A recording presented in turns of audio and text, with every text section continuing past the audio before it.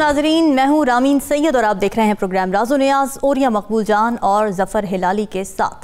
नाजरीन, मुल्क में सियासी हलचल कम होने का नाम नहीं ले रही है। फवाद चौधरी को उनकी रिहाइशगाह से गिरफ्तार कर लिया गया और उन पर इल्ज़ाम यह है कि उन्होंने इलेक्शन कमीशन से मुतालिक अपनी एक प्रेस कॉन्फ्रेंस में कुछ इल्ज़ामात लगाए थे, धमकियाँ दी थी। इस हवाले से उन्हें गिरफ्तार कर लिया गया। इमरान खान जो तहरीक इंसाफ के चेयरमैन हैं, उन्होंने भी मजम्मत की। एक वीडियो लिंक के ज़रिए उन्होंने खिताब किया और उन्होंने ये कहा कि उनकी ज़ुबान बंदी की कोशिश की जा रही है, मेरी आवाज़ बंद करने की कोशिश की जा रही है। उन्होंने साथ ये भी कहा कि मुझे जेल से कोई डर नहीं है।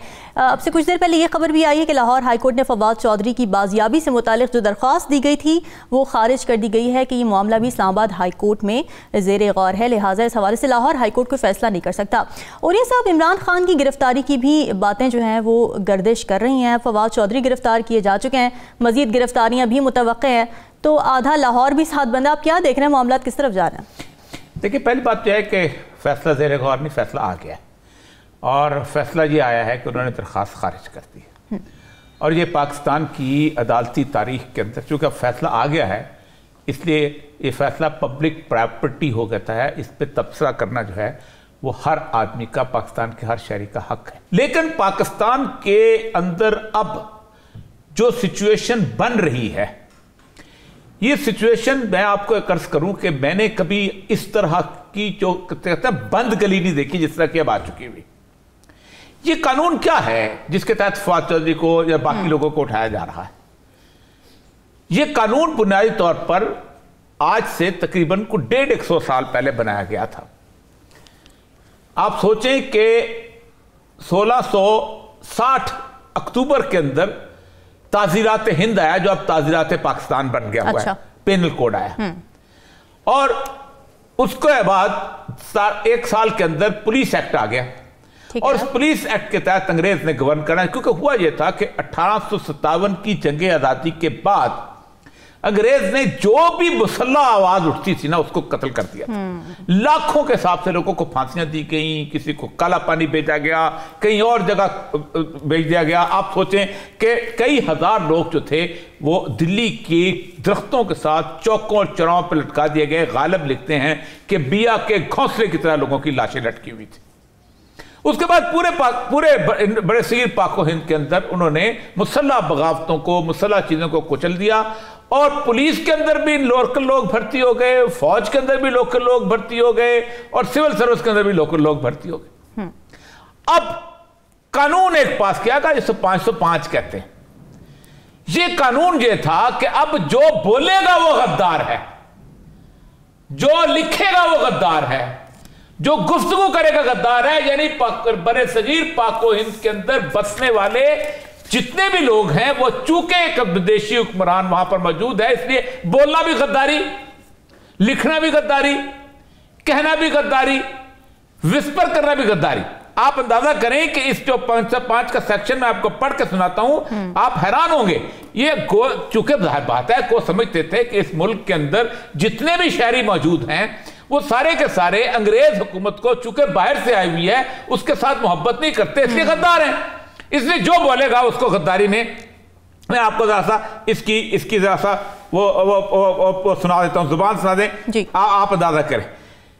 5 जो कोई भी ऐसा बयान, अफवाह या रिपोर्ट लिखे, शाया करे या फैलाए जिसका मकसद इश्ताल दिलाना और मुमकिन तौर पर इश्ताल दिलाने की वजह बने, यानी इंसाइटमेंट का एक लफ्ज ऐड किया गया।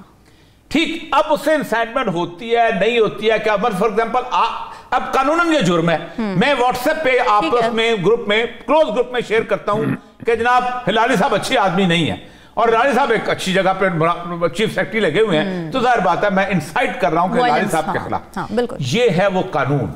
इस कानून की बुनियाद ये है कि इस मुल्क का हर शहरी गद्दार है और हर शहरी के ऊपर यह कानून लागू किया जा सकता है जब बोले। इस कानून को हमने यहां पर लागू कर दिया। मैं नहीं, अंग्रेज चला गया जो पूरी कौम को गद्दार समझता था, लेकिन कानून जिंदा रहा। यानी हम वैसे ही हैं, हमारा हुक्मरान और हमारा ये पाकिस्तान पीनल कोड और हमारा सारे का सारा कि जो ये समझता है कि इस मुल्क के अंदर बोलने वाला, लिखने वाला, बयान करने वाला, आप खुद सोचें कहा जाता है कि इंसाइटमेंट करते हैं। फॉर एग्जाम्पल, मैं या कोई एक आदमी जो है वो एक बयान दे देता है किसी जगह खड़े होकर, ठीक है, वो बयान वहां तक पहुंचता भी नहीं है। इंसाइटमेंट तो बड़ी दूर की बात है ना, इंस्टॉल दूर की बात है ना, वहां आप हम उसको पकड़ के ले जाते हैं। अब ये जो बयान अभी जो ताजा आया है जिसके फवाद चौधरी पे गुस्सा क्या था? फवाद चौधरी पे गुस्सा ये था, मैं आपको अंदर की बात बताता हूं। अच्छा, कि फवाद चौधरी को अपने जराये से पता चल गया था कि रात को इमरान खान पे छापा मारने वाला इस्लामाबाद की पुलिस पहुंची हुई। अच्छा, उसने ये बात खबर लीक आउट कर दी। ठीक, वो खबर लीक आउट की तो असद उमर, आपको याद होगा कि रात को 11 बजे 12 बजे मैसेज आना शुरू कि लोग पहुंचो। हाँ जी, हाँ जी, अब जब लोग इस वक्त लाखों लोग तो नहीं, कैसे हजारों लोग वहां जमा है। अब उनको गुस्सा था कि अब आए तो हुए तो किसी को तो पकड़ो। उन्होंने फवाद चौधरी को पकड़ के ले गए।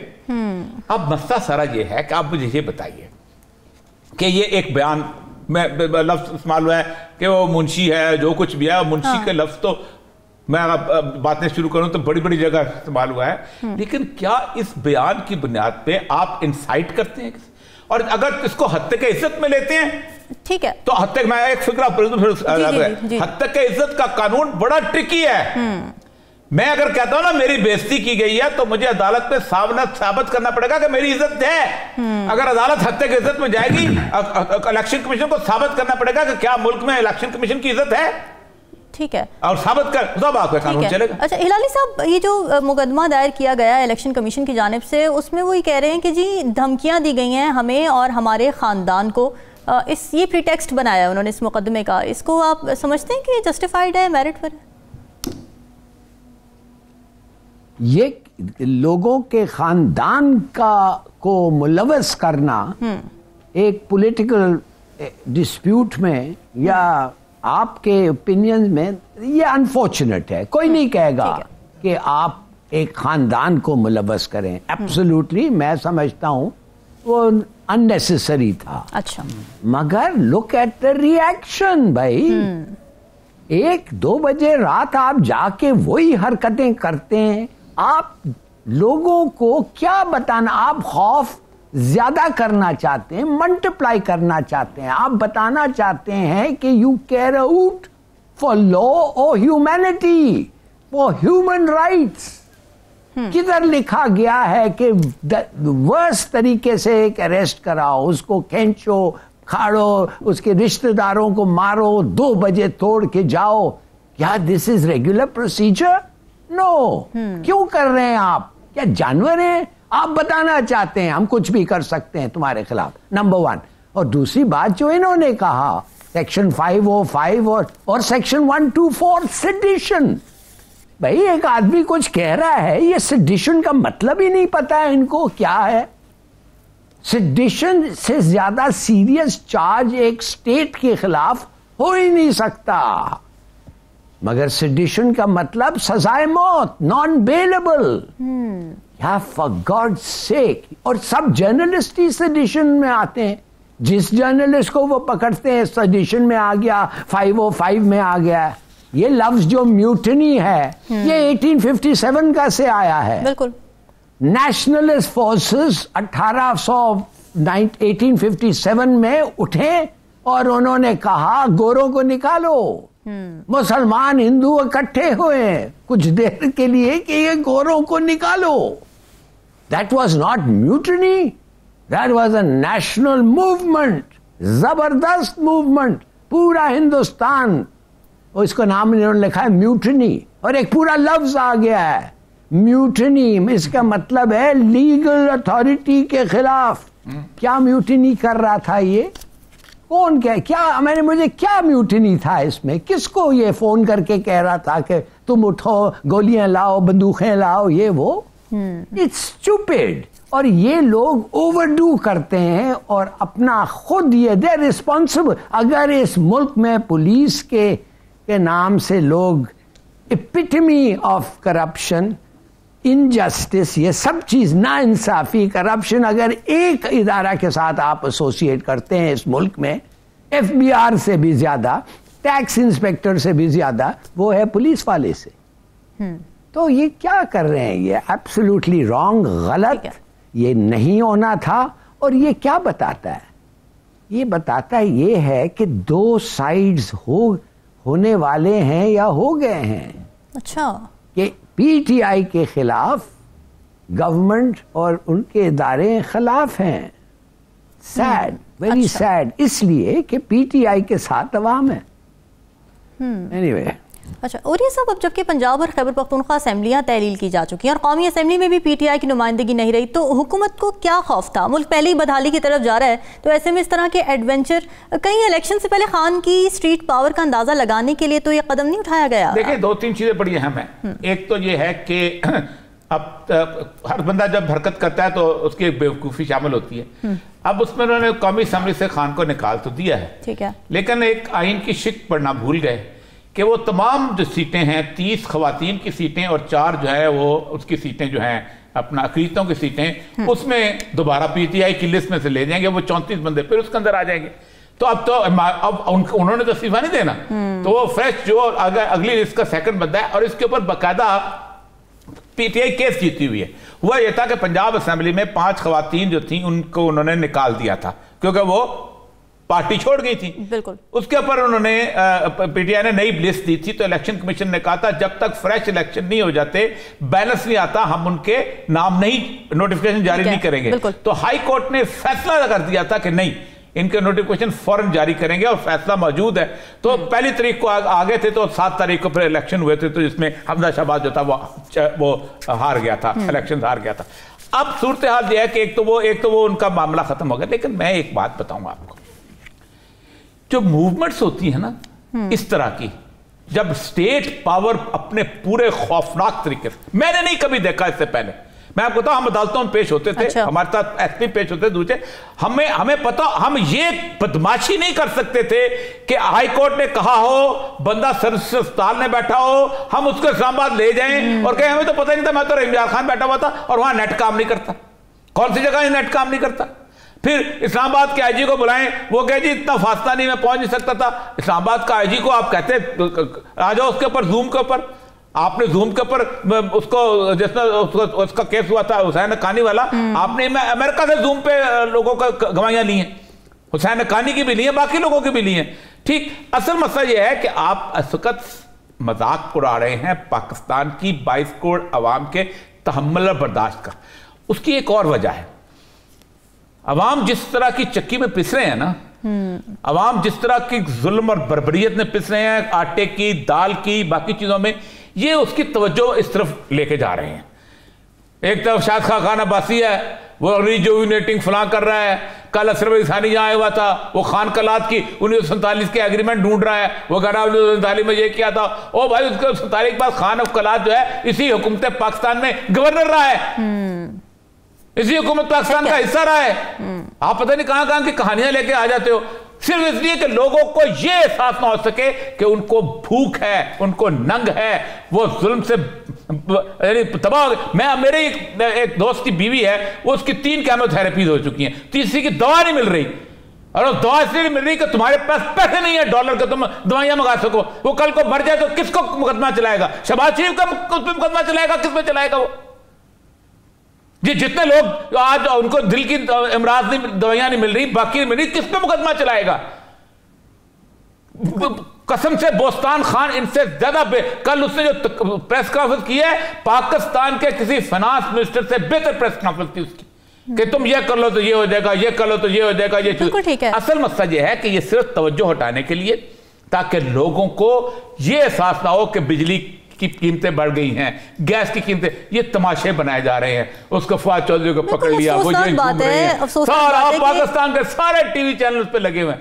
ओ भाई, ये बताओ, लोग आटे की लाइनों में लगे हुए हैं।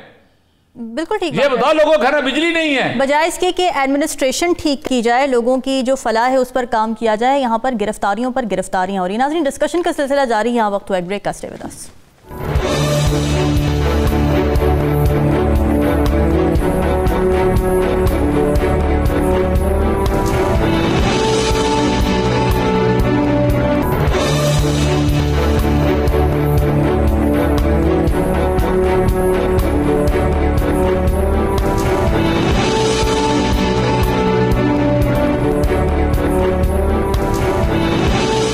वेलकम बैक नाजरीन। बात हो रही थी फवाद चौधरी की गिरफ्तारी के हवाले से, उस केस के मेरिट्स के हवाले से और उस पर जो रिएक्शन दिया जा रहा है पीटीआई की जानिब से और पीटीआई के वर्कर्स की जानिब से। इस वक्त हमें ज्वाइन किया है माहिर कानून और वकील इमरान खान अजहर सिद्दीक साहब ने। Sir welcome to the show. काम बढ़ गया फिर आपका आज? जी बिल्कुल, इसमें कोई शक नहीं है, लेकिन व्यवस्था शजर से उम्मीदें बाहर रख वो एक अलहदा इशू है।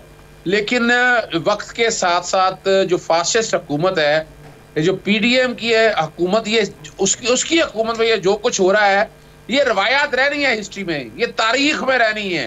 ये जो जमहूरियत के सो कॉल्ड खिलाड़ी थे ना, बड़ी बुरी तरह एक्सपोज हो चुके हैं और उनके चेहरे सामने आ चुके हैं। अजहर सिद्दीक साहब, मार्शल्ला था, भुट्टो को गिरफ्तार कर लिया था, लेकिन आपको याद होगा कि उस वक्त भी जस्टिस समदानी जो थे वो उनकी जुर्रत जो थी वो आ गई थी और वो पूरी दुनिया में उनको आज भी याद किया जाता है। बड़ा मुश्किल सवाल आपने पूछ लिया है। Justice KM. Samdani, one of the finest lawyer, और समदानी साहब के उस लेवल का, माजरत के साथ मैं बड़ी अदब से अर्ज करूंगा, मुझे उस लेवल का जज, मैं ये नहीं कहता उस हिम्मत और हौसले का जज मुझे तो नजर नहीं आ रहा। आज आंखें ढूंढ रही हैं कि कोई ऐसा इंसान मिल सके कि जो इन चीजों को देख सके।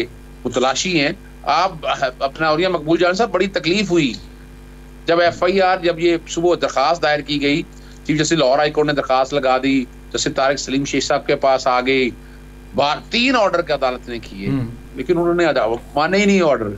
कमाल की बात ये है। और ये निगरान हुकूमत है, जरा समझिएगा बात जो मैं कहना चाह रहा हूँ। सही, IG जो है वो निगरान हुकूमत का है, निगरान हुकूमत ने IG लगाया है, पुलिस सारी निगरान हुकूमत की है। और किसकी डायरेक्शन पे चल रही है? वफाकी हुकूमत। वफाकी हुकूमत है PDM की। यानी उन्होंने जो अपना कठपुतली वजीर आला, माजरत के साथ, मेरे बहुत प्यार है नकवी साहब के साथ, लेकिन कठपुतली वजीर आला का लफ्ज इस्तेमाल करूंगा मैं इस वक्त। अच्छा साहब, एक चीज और है कि 2 IGs को तलब किया था। अब क्या IG इस्लामाबाद ने डिफाई तो कर दिया, क्या IG इस्लामाबाद अब दोबारा तलब होगा उसकी डिफाइंस के ऊपर, या कि केस खत्म हो गया, एडजर्न हो गया मुकम्मल? इसमें जी तौहीन अदालत की दरखास्त दायर की जाएगी। अच्छा, जहां तक वो अपनी जगह है कि जो मामला होना था वो हो गया है। जिस तरह भी ये इश्यूज अगर उठाकर आप देखें तो अब जो मामला है ना, मैं मिसाल के तौर पर, और ये मकबूल जान साहब, बड़ी तकलीफ होती है। फवाद चौधरी हम वकील भी है, हमारा दोस्त भी है, और हम पार्लियामेंटेरियन को एक थोड़े से वक्त के लिए एक तरफ रख दें। अगर हम समझने की कोशिश शुरू करें तो उस FIR के कंटेंट पढ़ 5:56 पे लाहौर में उन्होंने प्रेस कॉन्फ्रेंस की। जो सेक्रेटरी इलेक्शन कमीशन है ना, वो टीवी देख रहे थे, इंटेंशनली टीवी देख रहे थे, और उन्होंने वो देखा, तहरीर लिखी, रात 10 बजे पर्चा दर्ज, और लिखा हुआ है कि चैनल पे मैं देख रहा था, तकरीर सुन रहा था। अब ये सारा वकूआ, आप फौजदारी, आप सारा समझते हैं, आपने ब्यूरोक्रेसी में वक्त गुजारा है भाई। प्रेस कॉन्फ्रेंस लाहौर में हो रही है, पर्चा तो लाहौर में बनता है ना जी। सही, प्रेस कॉन्फ्रेंस लाहौर में है, ठीक। और ये कोई पीका लॉ कहता है तो पर्चा ही नहीं हुआ। कॉज ऑफ एक्शन यहाँ पर है, ठीक, सही है, कॉज ऑफ एक्शन। और बगावत कह रहे हैं, बगावत के लिए फेडरल गवर्नमेंट की इजाजत की जरूरत है, तो फेडरल गवर्नमेंट तो काबीना तो बैठी नहीं। यानी क्या ऐसा मामला हो गया, ये 10 घंटे में ये सारा ऑपरेशन रजीम चेंज 3 हुआ। मैं चेंज 3 कह रहा हूँ, 2 तो आपने वजीर आला वगैरह सारा प्रोसेस मुकम्मल कर दिया, उसमें आपने 10 घंटे के अंदर दरखास्त तहरीर करना, पर्चा दर्ज होना, लाहौर में पहुंच जाना, और ये सारी बदनीति मैलाफिडी बताई कि इसमें क्या मटेरियल क्या ऐसा था। यानी पहले तो बात है 124A को जस्टिफाई, बाकी सारी जुर्म काबिल जमानत है। इन्होंने तो गिरफ्तारी बगावत में 124A में की, और 124 एक बड़ी सिंपल सी बात बता दूं, वो लफ्ज इस्तेमाल हुआ है गवर्नमेंट। अब गवर्नमेंट को डिफाइन किया हुआ है, गवर्नमेंट को क्या डिफाइन किया हुआ है? फेडरल गवर्नमेंट, प्रोविंशियल गवर्नमेंट, नहीं, मैं और बात कर रहा हूँ कि यहाँ वफाकी और सूबाई हुकूमत है ना, ये गवर्नमेंट में इलेक्शन कमीशन कहाँ से आ गया? इलेक्शन कमीशन एक इदारा है। यानी कल जो है बगावत के मुकदमे अदालतें भी कराएंगी, जो मैं बात बड़ी कहना चाह रहा हूँ। सेक्रेटरी यूनियन काउंसिल भी कराएगा, बिल्कुल ऐसा ही है। यहीं से दादा लगाए ना, एक पाकिस्तानी शहरी को बुनियादी हकूक का तहफ़्फ़ुज़ हम फराहम नहीं कर सके, बुनियादी। देखिए ना, ये लाहौर में हुआ है, लाहौर में गिरफ्तार करके लेके गए हैं। और 199 का दायरा इख्तियार बहुत बहुत वसी है, यानी उसमें आपको एक आम आदमी के बुनियादी हकूक का तहफ़्फ़ुज़ फराहम करना है। कोई एविडेंस की जरूरत नहीं। From the content of the FIR नजर आ रहा है कि पर्चा गलत है, विदाउट जुरिसडिक्शन है, इख्तियार से तजावुज है। जब इख्तियार से लेकिन इसकी रेमेडी, सिद्दीकी साहब, मैं कल हलाली साहब भी इस पर बात करेंगे, इसकी रेमेडी क्या है? मसला सारा जो है तो बिल्कुल तारीख सूरत नजर आ रही है, यानी पुलिस भी हाईकोर्ट का ऑर्डर नहीं मान रही, IG हाईकोर्ट में पेश नहीं हो रहा, हाईकोर्ट का को रेमेडी नहीं दे रही। देखिए यहाँ अब रेमेडी की जहां तक बात है, रेमेडी तो ली जाएगी। ये अखराज मुकदमा का बेहतरीन केस बनता है। लाहौर हाईकोर्ट के रिमार्क्स थे और हमें अदालतों के अलावा और उम्मीद किससे करनी नहीं चाहिए, हमें अदालतों से ही हमें उम्मीद है। और इसको अब कल रिमांड कंटेस्ट किया जाएगा, आज ले गए हैं, पहुंच भी गए हैं इस्लामाबाद, रिमांड को कंटेस्ट किया जाएगा। रिमांड तो हो नहीं सकता ना, इसमें पहले जस्टिफाई करना पड़ेगा कि आपने 124 बनती भी है कि नहीं बनती। वो काबिल जमानत जराइम है, उसमें अदालत जमानत दे देगी, लेकिन इसमें आगे क्वेश्चन के हवाले से, अखराज मुकदमा के हवाले से जाया जाएगा और क्वेश्चन में कोई देर नहीं लगनी, क्योंकि अगर ज्यादा से ज्यादा माना भी जाए तो शायद FIA का इख्तियार बनता था और FIA ने तो पर्चा दर्ज नहीं किया। अब पुलिस ने पर्चा दर्ज कर दिया। अब एक ही जुर्म के ऊपर कोई दो तो नहीं हो सकते। और इस पे इस्लामाबाद हाई कोर्ट, आपने शहबाज गिल का केस देख लिया, आजम सवाती का देख लिया है, मेरा ख्याल और ज्यादा अब क्या करेंगे, या आखिरी हरफ है। और एक बड़ी जबरदस्त हमने यहाँ कही गई कि यहाँ इलेक्शन कमीशन एक फ्रीक बन गया है, एक बी टीम बन चुका है। ये बहुत इम्पोर्टेंट है। और ये कहा कि ये इलेक्शन पोस्टपोन नहीं होते, इंडिपेंडेंट स्टेटस खत्म हो गया, उसका इंडिपेंडेंट स्टेटस खत्म हो जाए। जी लाली साहब आप पूछेगा। जी मैं सिर्फ एक चीज कहूंगा, हमारे जो जजेस हैं हम सब उनकी इज्जत करते हैं। It is the requirement of the law, not only manners और कल्चर में भी। मैं ये जानना चाहता हूं कि जब ओपनली एक रिवाज, मैं ये भी नहीं कहूँगा कि एक रिवाज फ्लाउट हो रहा है पुलिस से, मिसाल के तौर पे ये केस छोड़ दें, कोई और छोटा सा केस है, it concerns the arrest of a man जो एक पोस्टर को वो तोड़ रहा था मसलन, और वो घर चले गया। तो मैं ये जानना चाहता हूँ कि जब वो अरेस्ट होके आता है सबके सामने, वो जज जब उसको पूछता है आपने अरेस्ट कैसे हुए, तो कहता है सर 2 बजे रात मेरा घर का दरवाज़ा तोड़ा, वो आए, मेरी वाइफ को मारा, मेरे बच्चों को मारा, मेरे चीज़ों को फना किया और फिर मुझे पकड़ के ले गया। तो जज और सब भूल जाएं वेदर ही इज गिल्टी और नॉट। क्या जज उसको ये नहीं पूछ सकता है ये हक तुम्हें कौन दिया था? किधर लिखा हुआ है कि ऐसे तुम एंटर कर सकते हो? बताएं, ये क्यों नहीं आप लोग ये ऐसे करते हैं? जफर हलाली साहब, आपने एक ऐसा पॉइंट छेड़ दिया है, ये दिल के तार छेड़ दिए, और पाकिस्तान में ये चीजें अब तय होना पड़ती हैं। तो मैजिस्ट्रेट है ना, मैजिस्ट्रेट कस्टोडियन है ठीक बुनियादी हक का, और ये जज की ड्यूटी है एनफोर्स करना फंडामेंटल राइट। भाई अगर मैं एक वाकया बताता हूं आपको, नैब का एक केस था, नैब ने एक आदमी को यहाँ लाहौर से पकड़ा, ट्रांजिटरी रिमांड ले लिया, नैब कराची में मैं गया, मैंने, और बड़ी हिम्मत वाली जज थी वो नैब कोर्ट की, मैंने उनके सामने रखा कि मनी लॉन्ड्रिंग के ये केस ऑफेंस बनते नहीं है, दायरा इख्तियार jurisdiction, and salute to that जज, कम जज हैं, उन्होंने रिमांड वापस कर दिया। और फिर देखिए क्या हुआ, वो रिमांड कराची के बजाय हैदराबाद ले गए। तो यहाँ तो असूली तौर पर जो जज था, रिमांड देने वाला था ना, उसने अपने इख्तियार से तजावुज किया, उसके अगेंस्ट डिसिप्लिनरी प्रोसीडिंग बनती है। अब ये फवाद आते हैं, फवाद चौधरी से बात होगी, हो सकता है हम डिसिप्लिनरी प्रोसीडिंग पे भी चलें, हम तौहीन अदालत वाले मामले को भी लेकर चले, हम इस सारे एवेन्यू जो है ना वो देखेंगे, और कोशिश यही होगी कि आप आइन और कानून, और मेरी वहाँ जब इसके बाद जब 3 बजे के बाद जाना हुआ, इमरान खान साहब ने बुलाया था, वहाँ बड़ी तफसीली बात हुई। वो तो कहते हैं हमने बुनियादी हक के तहफ़्फ़ुज़ के लिए हर वो काम करना है, हम पीछे नहीं हटने वाले हैं, हम अपने अवाम की हकूक की जंग लड़ेंगे। इलेक्शन कमीशन जिस तरह का एक रोल प्ले कर रहा है, और जिस तरह अभी जैसे फैसला किया गया है कि केयर टेकर चीफ मिनिस्टर की तैनाती को भी चैलेंज किया जाएगा, वैसे खत लिख दिया गया है उनसे पूछने के लिए कि क्या डेलिब्रेशन थी, यानी 4 लोग थे ना, 4 लोग थे, 4 लोगों को अगर आप सामने रख कर देखें और यानी 4 बंदे थे ना जी, 4 बंदे आगे इलेक्शन कमीशन के पास, 4 मेंबर एक चेयरमैन। हाँ जी, हाँ जी। अब नहीं, मैं 4 उम्मीदवारों की बात कर रहा हूँ। 4 उम्मीदवार आगे, ठीक, 5 के पास आगे, आगे आपने क्या ज़हन इस्तेमाल किया? आपने उनमें से एक ही बंदा क्यों चुन लिया? भाई 3 लोग और थे, क्या आपको मोतबर? ये तो क्वेश्चन ऑफ लॉ बन जाएगा। लेकिन अगर एक इलेक्शन कमीशन एक पार्टी के खिलाफ बकायदा सेडेशन केस कराता है तो क्या इसके ऊपर क्वेश्चन हो सकता है कोर्ट ऑफ लॉ के अंदर के एक election commission is no more impartial? बिल्कुल, ये तो मैं इसको मिसकंडक्ट में लेकर जाता हूं। ठीक, बुनियादी तौर पर आइन का आर्टिकल 209 अगर देख लें, हाँ, कि इलेक्शन कमीशन के खिलाफ जो है ना सुप्रीम जुडिशल काउंसिल में ये रेफरेंस बनता है, ये मिसकंडक्ट है। भाई आपको देखें, एक इलेक्शन कमीशन के इख्तियार दिया हुआ है तौहीन इलेक्शन कमीशन का।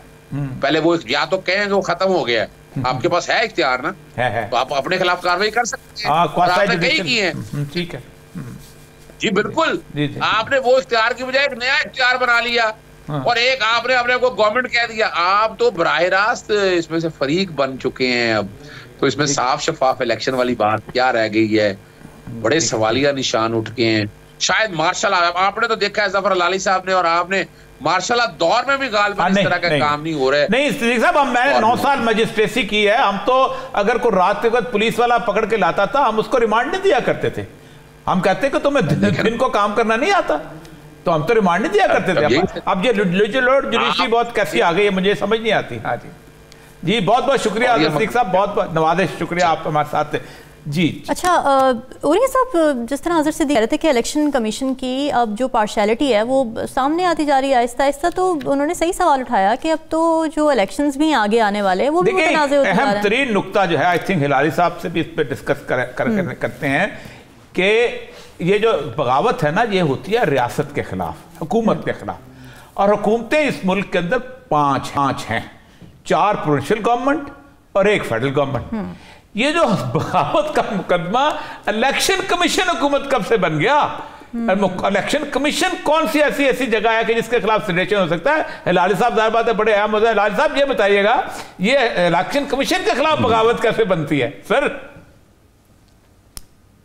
बात असल ये है कि अगर एक कमीशन या इदारे को आप हक देते हैं द पावर ऑफ अरेस्ट, हाँ, तो फिर मेरे ख्याल में आपको एक्सेप्ट करना चाहिए कि वो जब आपने उनको ऐसा पावर दे दिया है तो they are acting on behalf of a higher power that has granted them this power. नहीं, उनका पावर रेस्ट हो ही नहीं सकता है एक नहीं साहब, उनका पावर रेस्ट नहीं है, उनके पास पावर है कंटेम्प्ट की। कंटेम्प्ट में वो बुला सकते हैं। पावर उन्होंने भी मुकदमा जाके एसएचओ के पास दर्ज कराया है, उन्होंने खुद नहीं किया, उन्होंने एसएचओ के पास दर्ज कराया कि बगावत हुई है। तो काम तो पुलिस ने किया है और काम को लिया है पुलिस के। और वो जो बात उन्होंने कर रहे थे कि वकुआ हुआ है लाहौर में, प्रेस कॉन्फ्रेंस लाहौर में हुई है, पर्चा दर्ज होता है वहां पर। अच्छा, यहाँ पे ये सवाल भी तो है ना, हिलाली साहब की जानिब भी चलते हैं कि जब तौहीन इलेक्शन कमीशन के इख्तियारात हैं तो फिर पुलिस के जरिए क्यों गिरफ्तारी करवाई गई?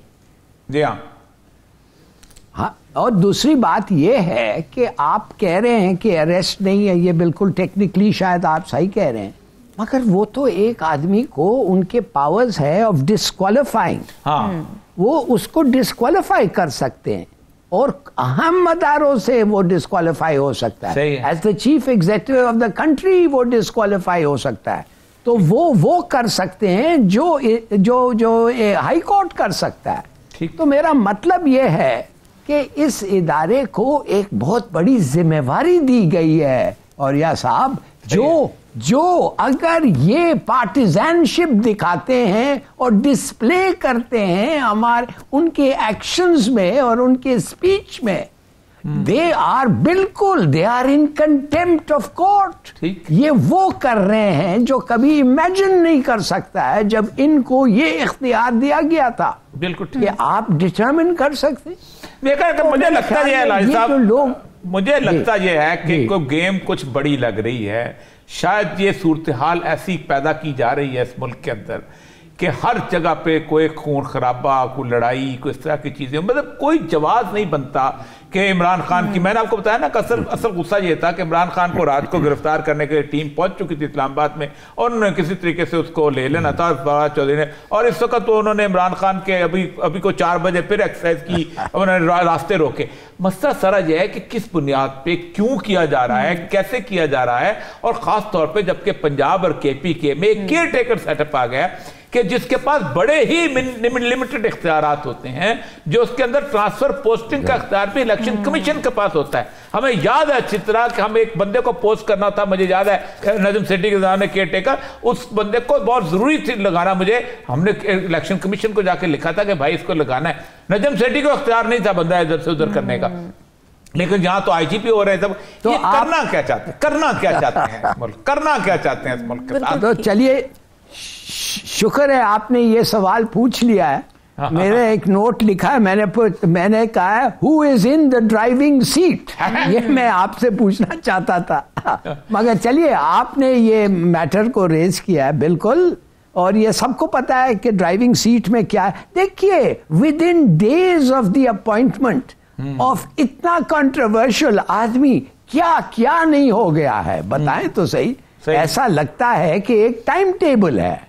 बिल्कुल ठीक। और मसला ये है ना लाल साहब, मैं पहले कहता होता हूं कि सियासतदान जो हैं ये रेत की बोरियां हैं।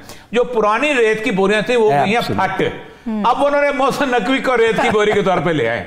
ये नई रेत की बोरी आ गई है, उधर आजम खान रेत की बोरी आ गई है, इस्लामाबाद में एक और रेत की बोरी आ गई है। लेकिन अब रेत की बोरियों के पीछे लोगों को नजर आता है। अच्छा, जो लोगों को पता है पीछे कौन है। ये जो बात की ना लाली साहब ने ड्राइविंग सीट वाली, ये जरूरी भी है जानना कि ड्राइविंग सीट पे कौन बैठा है, ताकि अगर कल को एक्सीडेंट हो जाए तो पता चल सके कि किसका कसूर है। नाजरीन, यहाँ एक ब्रेक लेते, ब्रेक आएंगे, कुछ मजीद बात करेंगे।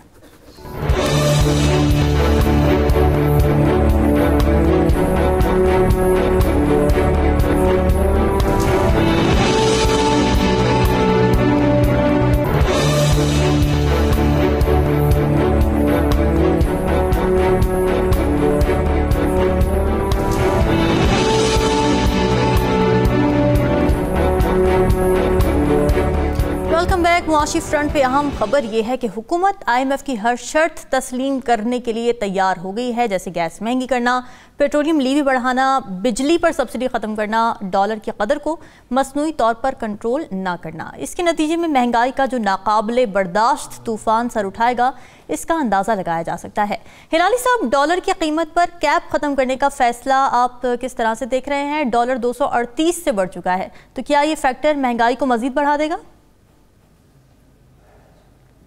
मुझे किसी ने कहा जो जानता है कि डॉलर 250 तक चले गया, मगर अब 243 पे आ गया, 243 पे आ गया, 243 पे।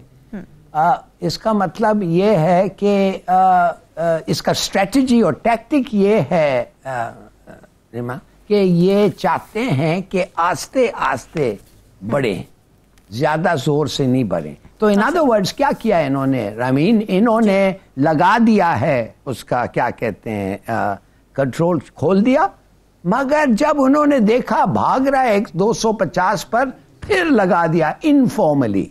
Suddenly dollars became not available. उसके बाद 243 पे आ गया है, और अब उनका फैसला ये है, बकौल लोग जो जानते हैं, कि ये आस्ते आस्ते 260 तक जाने देंगे। मेरे ख्याल में कि ऐसी सिचुएशन अगर रहे तो ये 300 तक जा सकता है, नंबर 1।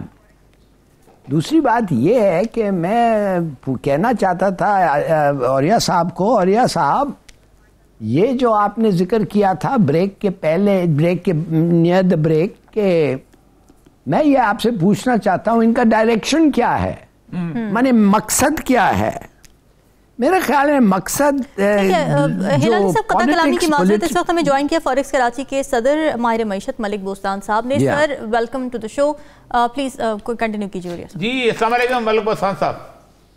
जी वालेकुम। कल आपने जो प्रेस कॉन्फ्रेंस किया, ऐसे लग रहा था आप पाकिस्तान के वजीर खजाना हो गए हैं। आपने तो सारा कुछ। नहीं, हम पाकिस्तान के नौकर हैं, खजाना हम नहीं बने तो चाहिए, हम पाकिस्तान के खादम सही हैं। नहीं, आपने बड़ी बड़ी बड़ी पूरी इकोनॉमिक कैलकुलेशन बताई, ये इस तरह करेंगे। बताइए, आपने जो कैप उठाया है, इस कैप उठाने से फायदा क्या होगा, और ये साहब क्यों नहीं उठा सके थे, इतने अक्लमंद वो क्यों नहीं हो गए? नहीं, साहब साहब ने तो कैप लगवाया था, ना हटाने का हमने उन्हें कहा है, ना उन्हें लगाने का कहा, ये हमारे ही फैसला था। अच्छा। हम मार्केट को, हमारा ख्याल था, पहले हमने कई दफा लगाया था, कामयाब हो गए, इस दफा हम नाकाम हो गए, और हम उसको बेहतर था कि और मजीद नुकसान मुल्क का होता, क्योंकि आपने देखा हमारी वर्कर रेमिटेंस जो कि 3 अरब डॉलर माना थी, कम हो गई 2 अरब पे आ गई। इस तरह हमारी एक्सपोर्ट जो थी 2 अरब से 3 अरब से कम हो गई, 2 अरब डॉलर पे आ गई। तो ये इसकी बुनियादी वजह मौजूद था, उनका रेट इस वक्त तकरीबन 255 रुपए के करीब है, और हमारा रेट जो तो 240 के करीब था। 15 रुपए का इतना बड़ा फर्क था, कोई इतनी बड़ी कुर्बानी देने को तैयार नहीं थे। लोग हमें डॉलर खरीदने से जरूर आ रहे थे, बेचने नहीं आ रहे थे। तो ये हमने कैप लगाने हटाने का मकसद था कि हमारी सप्लाई जो टैक्स हमारी चली गई उसको वापस लाया जाए, और मैं समझता हूँ मार्केट रेट ही मुकाबला कर सकता है, टेंडर नहीं कर सकता। तो हम इसीलिए ऑफर करेंगे जो मार्केट का रेट है उस रेट पे मिलना शुरू हो गया, तो फिर हम आप क्या समझते हैं कि आप क्या समझते हैं कि इस डिफरेंस से आपकी रिमिटेंसेस बरास्ता बैंक आना शुरू हो जाएंगी, और लोगों को डॉलर, क्योंकि आज भी हमारे एक दोस्त है, उसको $2 लाख चाहिए थे, उसके लिए उसके एक डिले हो गया, उसकी शिपमेंट जो डिले हो गई, और वो आपको पता है कितना होता है। आप क्या समझते हैं कि आप मार्केट में डॉलर आ जाएगा लोगों को कारोबार करने के लिए? डॉलर बेहिसाब पड़ा है लोगों के पास, डॉलर की कोई कमी नहीं है। आप देखें, रिकॉर्ड देखते हैं, माशाल्लाह, आप हर चीज पे नजर रखते हैं। पिछले 30 साल में जो फिजिकली रिकॉर्ड डॉलर गया, मैं ऑफ रिकॉर्ड की बात, तो 80 अरब डॉलर गया है बैंकों से, गैर मुल्की बैंकों में, जहाँ पे हमारे कर्जे 130 अरब डॉलर, 50 अरब डॉलर फालतू गया। तो इसके में डॉलर की तो कोई कमी नहीं है, मैनेजमेंट की कमी है, एतमाद की कमी है। हम अगर कौम को एतमाद दिलाते हैं, और हमारी कौम को एतमाद हमने देखा है उस वक्त बहाल होता है, और इनको जब कुछ चीज चार्ट होती है तो पूरी हर जिसको भी अल्लाह ने मुल्क से नवाजा है, बजाय उसको वो पाकिस्तान के मुफाद में करे, वो चीज होल्ड कर लेते हैं, जखीरा कर रही है। मलिक बोस्तान साहब, ये आपने बहुत बड़ी बात की है कि 80 अरब डॉलर जो है वो पाकिस्तान के बैंकों में, यानी पब्लिक के पास मौजूद है, और 50 अरब डॉलर हमारे कर्जे हैं। तो ये कैसे एतमाद कैसे बहाल किया जाए? ये एतमाद ज़ेर पॉलिसी से होता है, गुड गवर्नेंस से होता है, सियासी इस्तेकाम से आता है, जो कि हमारे देखो सैलाब से पहले डॉलर यही 250 से कम हो गए, 200 में खरीदने वाला कोई नहीं था। सैलाब ने सारे किए, किराए पे पानी फेंक दिया। उसके बाद हमारी हुकूमत जो है मुसलसल अदम इस्तेकाम का शिकार है, सियासत भी और हुकूमत भी, किसी को कोई नहीं पता क्या होने वाला है। दूसरा, हमारे जो माशी तजज़िया नगार हैं वो सुबह शाम एक ही उनके तजज़िया है, पाकिस्तान डिफॉल्ट करने के IMF प्रोग्राम मिलेगा, पाकिस्तान के दिवालिया होने वाला है। मैं उनसे रिक्वेस्ट है, खुदा के लिए कोई हौसला अफजा बात करें, ऐसी कोई बात नहीं, ना पाकिस्तान डिफॉल्ट करेगा। और आप तो इस पे नजर है, आपको अल्लाह ने एक रूहानी इल्म भी दिया है, और आपको पता है पाकिस्तान नबी के साए में, और इसको कभी कोई आंच नहीं आएगी। हम जरूर अपने मुल्क को गिरा के पाकिस्तान रुपये को भी गिराए और दुनिया की नजरों से भी गिरा। जी लारी साहब, सवाल करें कुछ? मैं इनसे ये कहना चाहता हूं कि आपको पता है कि फॉरेन इन्वेस्टमेंट पाकिस्तान में जो आप चाहते हैं आए और वो डॉलर लाएं, हालांकि हमारे पास, आपने बिल्कुल सही कहा, डॉलर हैं, मैट्रेसेस के नीचे हैं, या पता नहीं किधर है, सेफ्स में है, घर में है, प्लैंक्स के नीचे है। मगर मैं आपको बता सकता हूं, ये देखिए 4 इरादे हैं इस मुल्क, 4 ये हैं इंस्टीट्यूशंस हैं इस मुल्क में। नैब है, FIR है, FBR है, SECP है। आप मुझे बताएं, ये लोग तो भगा रहे हैं इन्वेस्टमेंट को। ये लोग जो हैं बड़े बिजनेस वाले तो भाग रहे हैं। जी मलिक साहब, जी बिल्कुल भाग रहे हैं। हमारा जो FPI फॉरेन डायरेक्ट इन्वेस्टमेंट थी, एक जमाने में सालाना 6 अरब डॉलर थी, जो कि अब माना जो है 50 मिलियन डॉलर पे आ गई। बहुत बड़ा नुकसान है हमारा, क्योंकि हमारा खुद पाकिस्तानी इन्वेस्टमेंट नहीं करे, बार बार जो हमारा पैसा कैपिटल फ्लाई हो रहा है। लड़के हमारे, नौजवान हमारे, डॉक्टर हमारे, इंजीनियर हमारे, IT एक्सपर्ट सारे यहाँ से कैपिटल मैन पावर ऊपर बाहर जा रही है। तो हमें पॉलिसी को जब तक हमारे सियासी लीडर जो है रहनुमाई, लड़ाई के बजाय रहनुमाई नहीं करेंगे, बैठेंगे मुल्क की खातिर। इकोनॉमिक क्राइसिस का वक्त है और हमें माशी माजी की जरूरत है। सारे इख्तिलाफ बुलाएं और किस तरह पाकिस्तान को बचाएं। ठीक जी। और इनसे पूछे, ये बिल्कुल सही कहा, इनसे पूछे, ब्रोकरेज फॉरेन बैंक्स निकल गए, ब्रोकरेज हाउसेस निकल गए जी, आपके अपने लोग निकल गए। हेलो, सही फरमाया आपने, क्योंकि अब डॉलर उनको भी, हमारी पॉलिसी भी ऐसी है कि हम उस पर मॉनेटरी सिस्टम नहीं है। हमारा 20 अरब डॉलर करेक्टिव करेंसी में इन्वेस्ट होकर जाया हो चुका है इस वक्त। हमारे मार्जिन ट्रेडिंग जो ब्रेको जो खुले हुए थे फॉरेन एक्सचेंज के, वो तकरीबन 10 से 15 बिलियन डॉलर जो है वो लोगों का उड़ गया उसमें सट्टे में, और उन्होंने उनको ऐसे ख्वाब दिखाए कि वो उनके सारे ख्वाब दिखा दिए। तो ये भी चीजें जिन्हें कंट्रोल करने की जरूरत है। पाकिस्तान में फॉरेन एक्सचेंज की कमी नहीं है, अल्लाह करे हमारे लोग जो है पाकिस्तान में सियासी इस्तेकाम, जिस दिन आप देखेंगे इन्वेस्टमेंट भी आएगी और रुपया भी मजबूत होगा और पाकिस्तान भी मजबूत होगा।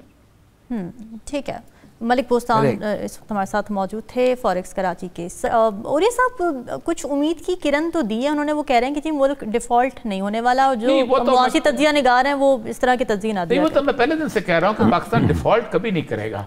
उसके बाद एक तो खैर वो डिफॉल्ट नहीं होने देंगे, क्योंकि जब डिफॉल्ट होता है तो आपको री एग्रीमेंट, रीशेड्यूलिंग बहुत कुछ करना पड़ता है। वो नहीं चाहते, वो कहते हैं पैसे ले लो और हमें वापस कर दो, उसमें थोड़े से 5 लाख तुमने देने, 6 लाख ले लो, लाख खर्च करो। असल बात जो उन्होंने पता है क्या की है, उन्होंने ये कहा है कि हमारी जो इंस्टेबिलिटी है ना पॉलिसीज की, उसने हमें किसी कहीं का रहने देखा। तो कहता है क्रिप्टो करेंसी में 30 अरब डॉलर आया हुआ है। ये क्रिप्टो करेंसी की तरफ लोग क्यों गए? सेफ्टी नहीं है, आपके पैसे की सेफ्टी नहीं है। आप बैंक में रखते हैं, वो जो लाली साहब ने कहा मैट्रेसेस के नीचे छुपाए हुए हैं, मैट्रेसेस के अंदर छुपाए हुए हैं, गड़े खोद खोद के रखे हुए हैं ये डॉलर जो है। 80 बिलियन पता है पाकिस्तान का पैसा बैंकों में, 80 अरब डॉलर कर्जा हमारा, 50 अरब डॉलर। ये क्या है मुल्क, क्या है मुल्क? तो मतलब तो ये मेरा ख्याल है मलिक बोस्तान को सेक्रेटरी का मिनिस्टर फाइनेंस लगा दिया जाए। ये मिफ्ते शिफ्ते और अपना असद उमर और ये जो सागदार है, इनको फारग करें। ये आप देखें सादा सा आदमी है, मार्केट का आदमी है, कितनी कमाल बातें कर रहा है वो। जी लाली साहब, आर्या साहब थोड़ा सा मैं आपको बताता हूं कि ये कैसे करते हैं, चंद जल्दी से मैं आपको बताता हूं। इन्होंने आके 2011 में कहा सुई का गैस खत्म हो रहा है, तो क्या जवाब उनको मिला जब उसने जाके कहा सुई का गैस खत्म हुआ? तो कहने लगे कोई फिक्र नहीं, ईरान से हमारा पाइपलाइन आ रहा है और नया ड्रिलिंग होने वाला है। तो भाई जब उनको किसी ने कहा भाई नया पाइपलाइन नहीं आ रहा है, वो अमेरिका कभी ईरान को अलाउ नहीं करेगा, तुम क्या बातें कर रहे हो? तो एडवाइस वाज नॉट फॉलोड। और आप देखिए एलएनजी टर्मिनल्स, अच्छा तो वो नहीं हुआ, फिर कहने लगे एलएनजी टर्मिनल्स लगाएं, 2 एलएनजी टर्मिनल्स लगाएं। जिन्होंने लगाया उनको नैब केसेस, उनके ऊपर हर किस्म का केस, वो छोड़ के भाग गए उधर से। साहब एक और चीज बताऊं, पाकिस्तान में कम से कम अच्छा जी पाकिस्तान में इतने जखायर हैं, लाइसेंस बंद किया हुआ है। करने दे जी लाल साहब, सीपेक पे आपको मैं बताना चाहिए, उन्होंने सीपेक से बिजली खरीदी है। और किस बेसिस पे? असम्पशन ये है कि 6 to 7% ग्रोथ होगा। तो इतना बिजली ज्यादा लिया, कोई ग्रोथ नहीं हुआ, रिसेशन आ गए, ब्लंडर्स हो गए उनके। देखिए ये जो लोग हैं, दे डोंट डिजर्व इट, इनके पास अक्ल नहीं है, तो फिर कहते हैं कि हम क्या हुआ, और जाके इंपोर्टेड कोल, प्लीज, इंपोर्टेड कोल और एलएनजी गैस दोनों इंपोर्टेड, दोनों की प्राइसेस बढ़ जाते हैं, आपका कोई कंट्रोल ही नहीं होता है उसमें। सर मैं आपको बताऊं, और जियोलॉजिकल सर्वे, वर्ल्ड जियोलॉजिकल सर्वे की आपको रिपोर्ट पढ़ाता हूं 90s की, जिस वक्त धमाका हुआ था 98 में। यूनियन टैक्सेस का हेड ऑफ वहां पर पहुंच गया उदारपद्दीन में मेरे पास, उसने कहा मुझे पता, मेरी रिपोर्ट्स कहती हैं कि 56 जगहों से ऑयल ऊज आउट किया है, पाकिस्तान के अंदर इतना ऑयल है। अच्छा। गैस के इतने रिजर्वायर हैं, ये लाइसेंस ही देते। डेरा गाजी खान के पूरे पूरे एरिया के अंदर गैस है, लाइसेंस देते कि जाओ एक्सप्लोर करो। वो कहते हैं कि ये मसला क्यों? अगर लाइसेंस मिलेगा, पाकिस्तान में से गैस निकलेगी जो कि ज़खायर में मौजूद है, मैं बहस करने को तैयार हूं, मेरे पास हजारों सफ़े की रिपोर्टें मौजूद है। तो फिर LNG में कमीशन कौन खाएगा? फिर तो सर मुल्क कोल में कमीशन कौन खाएगा? सर फिर मुल्क के लिए तो कोई सोच ही नहीं रहा, फिर तो अपने अपने मफाद के लिए सारे लगे हुए हैं। फिर हम ये कैसे एक्सपेक्टेशंस रख रहे हैं कि यही तो मैं कह रहा हूं। मैं कहता हूं बलक बोस्तान कितना सच्ची बातें कर रहा था। भाई ये इन्होंने 2 ट्रेड एग्रीमेंट किए चीन के साथ। भाई चीन जो हमारा चीन के साथ बहुत बड़ा डेफिसिट है। अब आप चीन के साथ मैन्युफैक्चरिंग में compete करना चाहते हैं जब उनका लो गैस प्राइस होता है, उनका लो इंटरेस्ट रेट होता है और उनका 0 ऑलमोस्ट इंटरेस्ट रेट होता है, और उनके साथ आप compete करना पड़ते हैं। आपने free trade agreement number 1 deficit, free trade agreement number 2 और भी। देखिए लोग जिन्होंने इन चीजों को निगोशिएट किया है वो लिख के बता रहे हैं व्हाट इडियट्स दे हुआ। अब कौन ये फैसला करता है? मैं माफ करिए, आप भी जानते हैं, मैं भी जानता हूं कि मैं कभी कभी पूछता था एक प्राइम मिनिस्टर को कि आपके पास व्हाट एक्सपर्टीज है आपका कि ये फैसला करने के लिए। बात है, ठीक है। देखिए ना, मिसाल के तौर पे जब मुझे हुक्म मिलता था कि फलाने को कहो। नाज़रीन, डिस्कशन ने सुनी, कल हाजिर होंगे मज़ीद अहम मौज़ूआत के साथ। हमें दीजिए इजाज़त। अल्लाह हाफ़िज़।